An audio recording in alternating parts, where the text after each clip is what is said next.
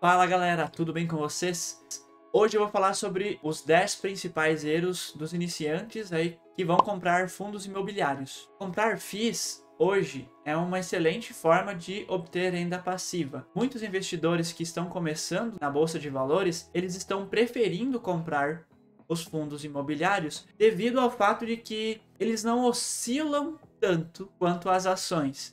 E também eles geram uma renda passiva aí mensal, próximo a 1% ao mês, dependendo do tipo de fundo imobiliário. E isso tem atraído muita gente, porque faz com que a bola de dividendos, a bola de neve, ela acabe crescendo. A quantidade de dividendos que você vai recebendo ao longo dos meses vai ficando maior.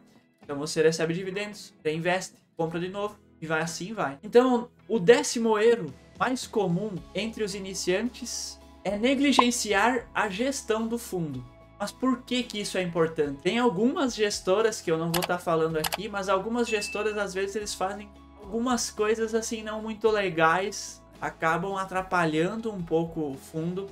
Algumas gestoras elas se importam muito com os seus cotistas, então elas tentam demonstrar, passou o mês aí, terminou o mês, 15, 20 dias depois, eles já estão enviando um relatório mensal do que foi feito, o que está acontecendo, tudo detalhadinho, para que você entenda exatamente o que está acontecendo.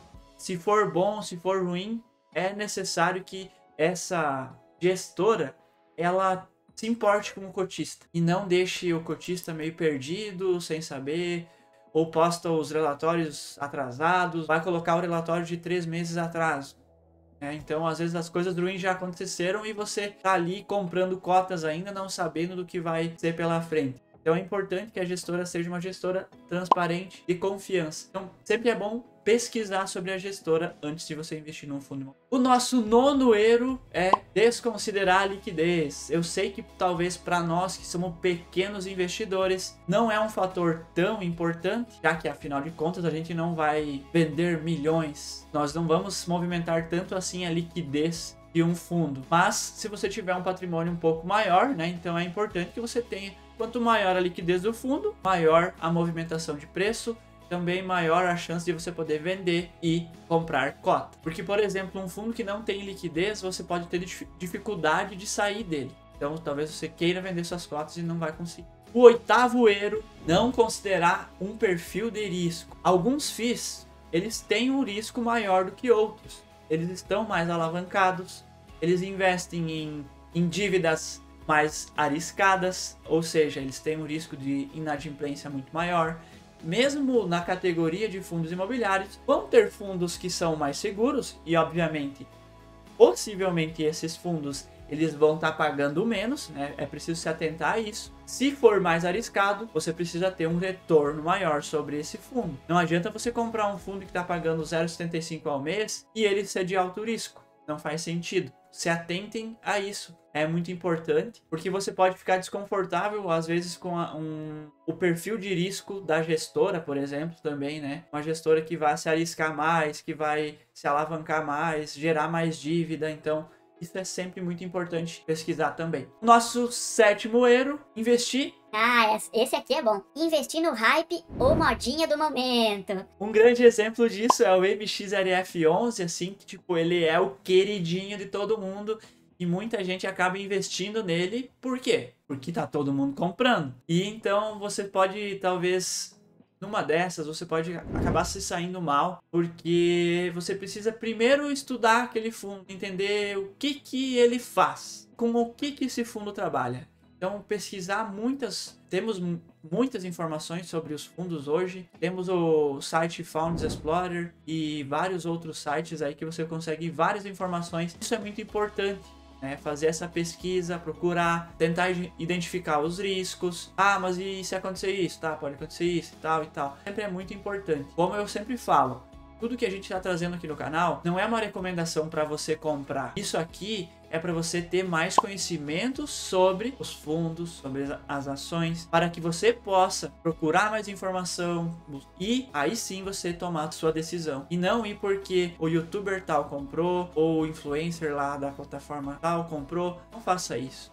Não faça isso com fundos, não faça isso com ações. Sempre procure entender antes de você comprar. Nosso sexto erro, falta de conhecimento sobre o setor. Isso é muito importante. Por exemplo, temos fundos de tijolos, temos fundos de papéis, tem alguns fundos híbridos. Dentro da categoria de fundos imobiliários, temos muitos setores. Eu vou mostrar para vocês agora um pouquinho da imensidão de setores que a gente tem. Então aqui a gente está no Funds Explorer, é um ótimo site, tem muita coisa. Você vai aí no Google, vai digitar Funds, aí já aparece aí. Então pessoal, quando você entrar aí no Funds Explorer, você vai vir aqui no menu lateral, Ranking de FIIs, ou Lista de FIIs, mas eu prefiro o Ranking. Então a gente tem hoje aqui no Funds 461 fundos. É muita coisa. Temos 20 setores. Temos setores aí, agência de bancos. Temos o setor educacional. Temos vários setores aqui. Cada setor vocês precisam tentar entender o que esse setor está fazendo, qual é o risco desse setor, o que acontece, né? Então temos de exploração de imóveis, temos os FIAGROS, fundos de desenvolvimento, fundos de fundos, que vão ser fundos que vão comprar cotas de outros fundos. Temos fundos setor hospitalar, de hotéis, imóveis comerciais. Esse aqui que é o que eu invisto hoje, eu invisto principalmente nesse setor e depois eu vou contar para vocês por que eu invisto nesse setor. Imóveis residenciais, incorporações, indefinidos, lajes, misto, outros, papéis, serviços financeiros, shopping, varejo, que eram esses. Os de papéis, por exemplo, eles vão estar investindo em dívidas. O risco deles às vezes vai ser maior. Vamos para o nosso quinto erro. Muitas vezes as pessoas não consideram os custos e as taxas. Vocês precisam ter em mente que cada fundo vai ter uma diferença entre isso, né? Alguns vão cobrar taxa de administração, performance e outros custos. Por exemplo, se a performance foi acima de tantos por cento ali, CDI. Por exemplo, vou mostrar para vocês aqui. No Funds Explorer eu não encontrei as taxas cobradas pelo fundo. Por exemplo, aqui a gente tem o XPLG11, que é um fundo de tijolo, segmento de logística. Ele cobra 0,95 ao ano sobre o patrimônio líquido, no mínimo 25 mil mensais. Então, independendo de resultado, ele vai cobrar até essa taxa. E alguns até maior, tá? Alguns é 2% aqui, meio, 2%. E por que é importante olhar para isso? Se o fundo ele vai ter uma taxa de performance ou uma taxa de administração muito alta, é a sua rentabilidade que vai diminuir, porque ele vai estar tirando do lucro do fundo. Então é preciso sim, porque em alguns casos talvez os fundos vão ter uma taxa muito agressiva. Então é preciso ficar atento a isso. E o nosso quarto erro, ignorar o histórico de dividendos. Isso é muito importante. É preciso se atentar nesse ponto, porque em alguns momentos pode ser que esse fundo caiu muito e o dividendo subiu devido à queda da cotação. Tem que ficar atento a isso e não ir só pelo último dividendo. Ah, e esse fundo pagou 1,5%. Vou comprar. Vamos dar uma olhadinha aqui. Por exemplo, aqui eu fiz a pesquisa de todos os fundos para ver qual é o fundo que paga mais dividend yield. 12,52%. Vamos dar uma olhadinha nesse fundo. Olha só a cotação desse fundo, 40 centavos. Deve ter muita coisa errada nesse fundo aqui. E o dividendo foi de 4 centavos. Então, fiquem atentos a isso. Esse valor aqui está alto porque o fundo caiu muito no último ano e mesmo pagando às vezes até uma quantidade menor, mas devido à queda gigantesca da cotação, olha só, do último ano. Um ano atrás, ele estava cotado em 65, 64 e hoje ele está aí cotado aos seus 40 centavos. De 10 reais caiu para cá, não vai cair mais do que isso. Eu vou comprar quando tá aqui no 1 real, aí cai para 40 centavos. Não se enganem, tá? Daqui ele ainda pode chegar aí, se você comprar, pode perder 100%. Então, tem que ficar atento a isso. Chegamos ao nosso top 3. Será quais são os principais erros dos investidores de fundos imobiliários? Vamos ver? Esse erro aqui é extremamente importante. Não analisar a vacância financeira. Temos dois tipos de vacância. Temos a vacância física e temos a vacância financeira. O que é a vacância física? A vacância física é, para quem não sabe, vou explicar. É a quantidade de imóveis desocupados, por exemplo, ou, por exemplo, um fundo que tem um galpão logístico, nem sempre esse galpão logístico ele vai ser locado por apenas uma empresa. Então ele pode ser dividido.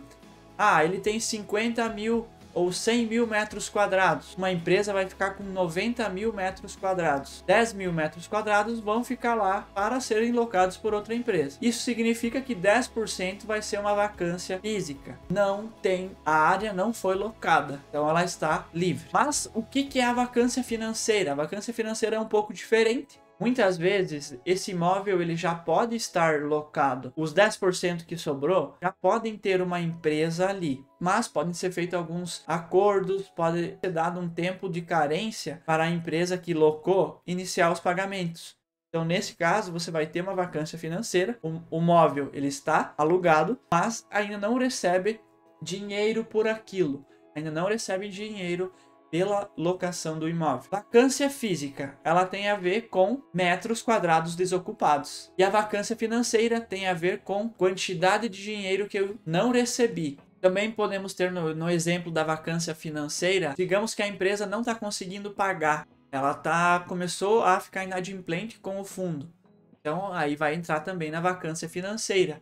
E é extremamente importante você pesquisar sobre isso, porque assim, se o fundo está com uma vacância financeira de 20%, por exemplo, aqui a gente tem o HGLG11 e ele está com a vacância física em 8%. Isso aqui é de 2022, né? Não foi mais atualizado. Ele estava com a vacância física em 7,9% e a financeira em 6,60%. Tem alguns fundos aí que vão estar com 10, 15, 20% de vacância física ou financeira. Preciso ficar atento a isso, tá?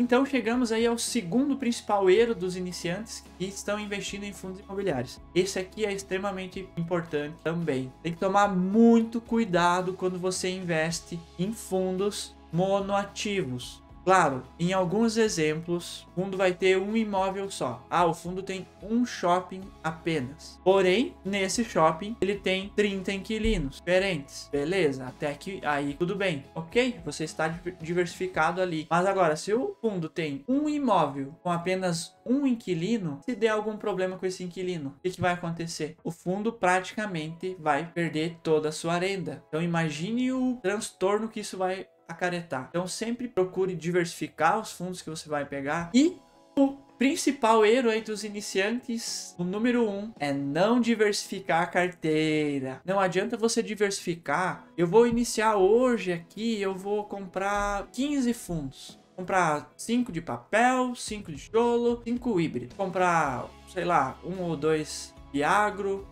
Não adianta você ficar semeando o teu dinheiro aí em 20 ativos, 15 ativos, se você não conseguir minimamente acompanhar esses ativos. Não adianta só você diversificar, porque eu preciso diversificar. Uma diversificação sabendo e conseguindo acompanhar os fundos que você colocou na carteira. Então, isso é extremamente importante. Bom, pessoal, eu vou ficando por aqui. Eu espero que vocês tenham gostado. Se inscrevam aqui no canal para contribuir aí com a minha jornada. E a gente se vê. Até a próxima.